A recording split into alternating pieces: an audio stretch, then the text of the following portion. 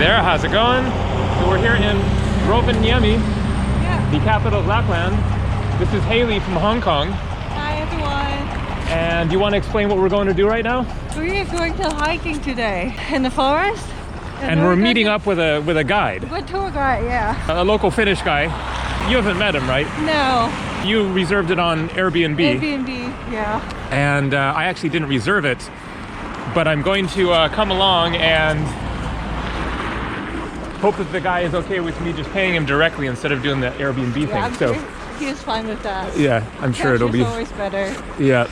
So Airbnb, they have this experiences section where you can find out local things that are happening, and which I've never made use of before. So this is my first time. This is my first time too. I always know they have a new feature about that. Yeah. But usually I go with a local tour. Yeah, me too. I'll just book something at the hostel or the hotel or whatever. And then it's the real kind of local experience. So. Yeah. And so we're gonna get like deep into those woods, I guess, because we're just gonna meet the guy up ahead on the other side of this bridge. Yeah. And then start hiking. So this should be awesome. The sun rising over the river here. Yeah, we got some sun today. Hoping it'll warm things up a little bit, because it is cold. It's in the negatives.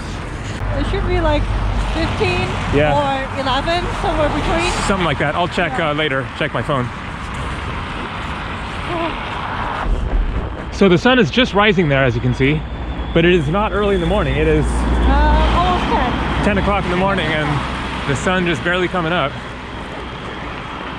It is November 7th, I think.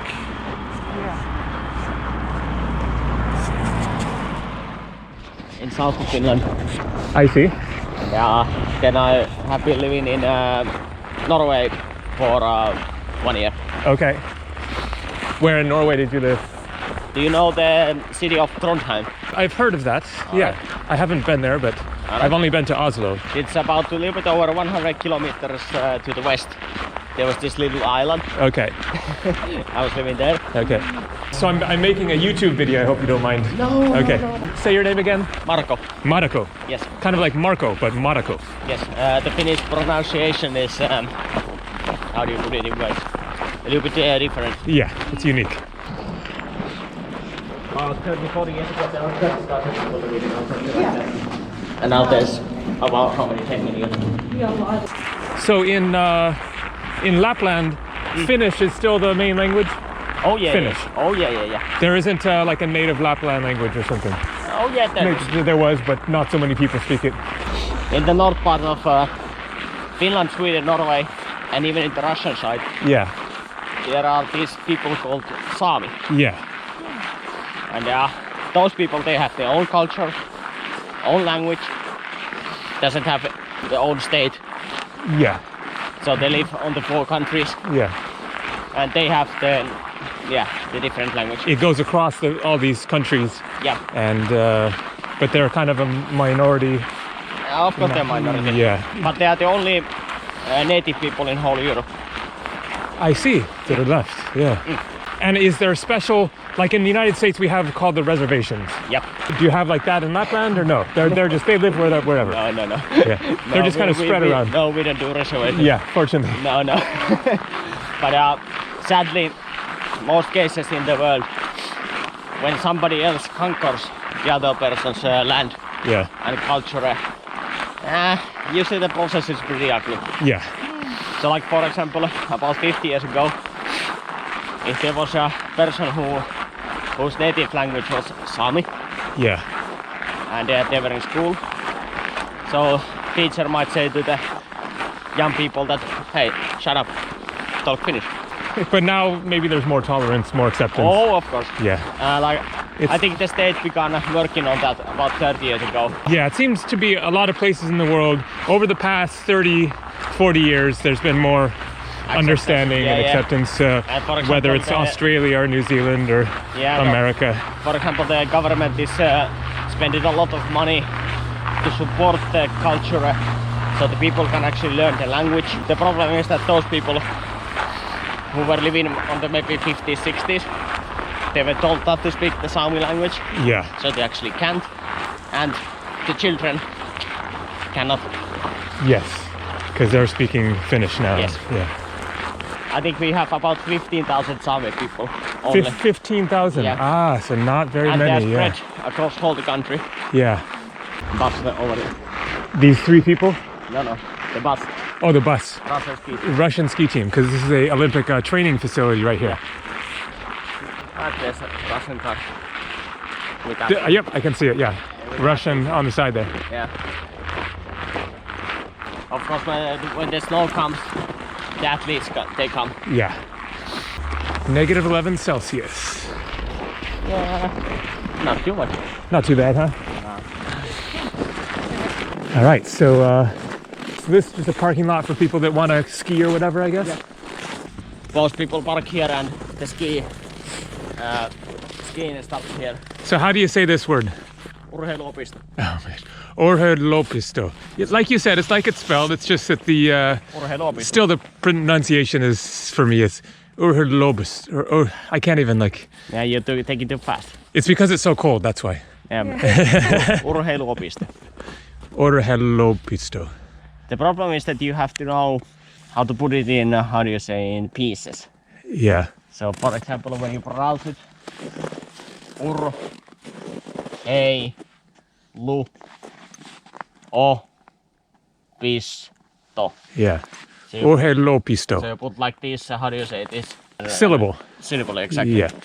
So you have to cut the words a little bit into pieces how you pronounce it. Yeah. And if you cut it wrong, then it sounds very stupid. Yeah. And in the Finnish language, we have lots of these words that are combined. So that, for example, that word is 2 words in English. I see, okay. I think the longest word in Finnish language is about 40 something characters. Yeah, okay. And there's actually 5 or 6 words. Yeah, I see. Well, that explains, yeah, because so many of them are so long, but it's just they're taking the words and squishing them together. So, and so is this the name of the forest, or what is this? So it's called this hill that we have here. Okay. Ounasvaara. Ounasvaara, I can say that one. How about you? Ounasvaara. Yeah, pretty good, I think. Yeah, it isolates better. It what again? Isolates. So it keeps the heat in and out. Insulate, yeah. Insulate, sorry. Yeah, I see. So that one doesn't do that trick so well. I see. Just the type of wood is better for insulation. Yeah. So this one is actually dying. I see. Maybe when you think about the tree that is dying, it's worthless. No good. Yeah. But it's actually better. I see. For that purpose. And do you know what the kind of trees are? Yeah. In English? Spruce. Spruce, okay. Yeah, spruce. So this has been dying for maybe 20 years. Yeah. And it can be dying about the same amount or even more, and it's still up there.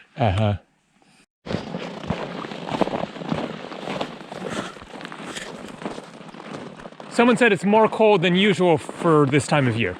Not really. Not really? No, it's pretty typical? Okay. But the snow came a little bit earlier. I see. Do you ski?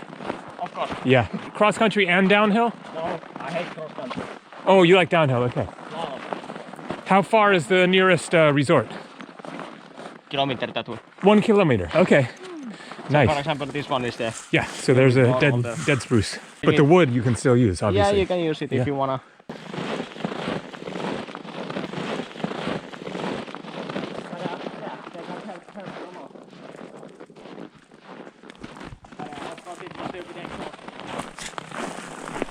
It's for the bikes. I see. Because here in Rovaniemi and in Lapland, we love these bikes with the fat tires. Yeah, I've seen that. Oh, even in winter, it's for the bike path. Even in winter. Yeah. Because even in the winter time, people go with bikes here with the fat tires. We call them fat bikes. Fat bikes, okay.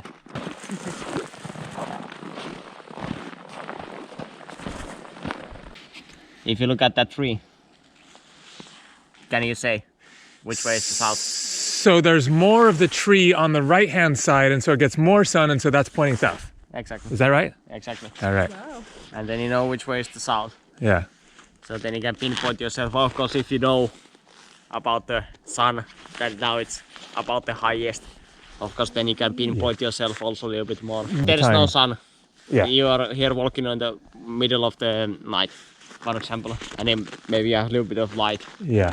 So then you can pinpoint yourself if you got a little bit lost. And then that's a good one to know. I wouldn't have, until you asked the question to me, I wouldn't have thought about it. But of course it doesn't tell on every tree, for example. Some trees are pretty, for example, that one, it's looks a pretty bit same on the both sides. Yeah. But if we can look a couple of trees that they are pointing more to the one side, the branches. Well, it's like asking directions in a foreign country. Yes. You want to ask more than one person. Yeah. Yeah. For if you get 3 people that all say the same thing, then you're probably good. So maybe check 3 trees. And for example, that tree. There's that too many branches. It's really leaning that way, and I'm ready to survive in Lapland now. If you survive, it's not solely on that you have directions that way. Exactly. Helps a little bit. It's one of the tips, yeah. Helps a little bit. In English it's 3 words and in Finnish it's 1. Yes. And how do you say it? Okay, I'm going to try.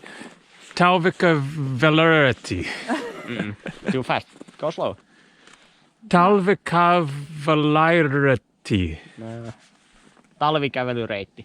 There you go. And that is not too slow. Yeah. Yeah. But if you never able wanna to say it. go slow. Talvikävelyreitti.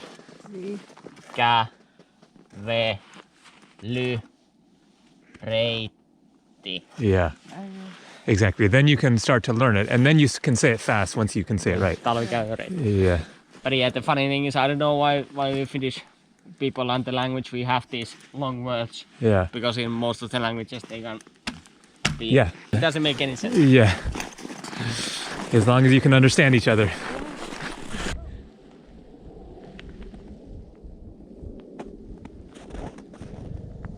So we came from there. Here's the main road. And we're heading into the woods. And it becomes more and more beautiful. You see this snow, it's like growing hair. Yeah, it's forming the icicles. Yeah. And by the end of the winter, it'll be even bigger. That is a high-tech teepee there. No. It's called slalom. So the pro skiers, they go up there. And it's really steep. Yeah. And then you have the line. And then you... Gotcha, yeah. It's just to get up on the and then you go run. That fast. Yeah. You don't live in there. No. But it looks like a teepee. It's up. You know what's that for? Yes, disc golf. I play it. Yeah. Yeah. Very cool. The French guy who was here yesterday, he had no idea. Okay, he was like, what the hell could that be? I'm gonna go show it up close. Yeah. Disc golf basket. Number 11. Same rules as golf, basically. You throw a frisbee in there.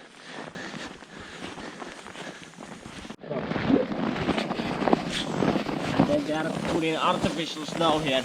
Oh, okay. So we can go skiing faster. Yeah, because you don't have enough. Oh, wow, what a view.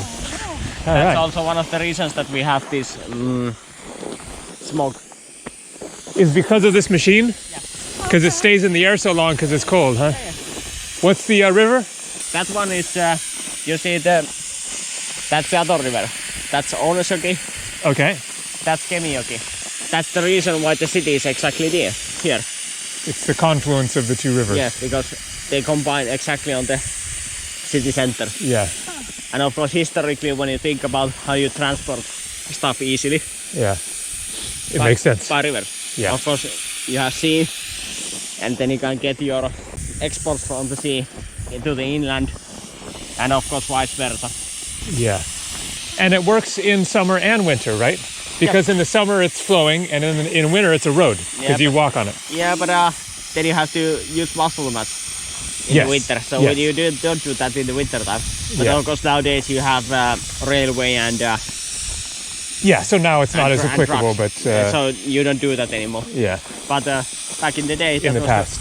Back in the day that was the way to go. Yeah.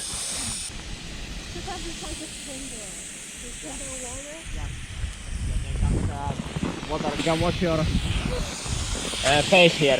Yes. Yeah. But yeah, then you go there with your skis. Yep, and then you go down the mountain. Wow, that's cool. And here's the ski lift. So this is a ski lift right here. Yeah. Is it coming from this side or from down there? Okay. So you put the T-bar. You know these cables? I see, so it's not a chair lift. No, I see. T-bar. T-bar, yeah. So you can put 2 people on that one T-bar. Yeah, I see. And I think it's way more cheaper to build.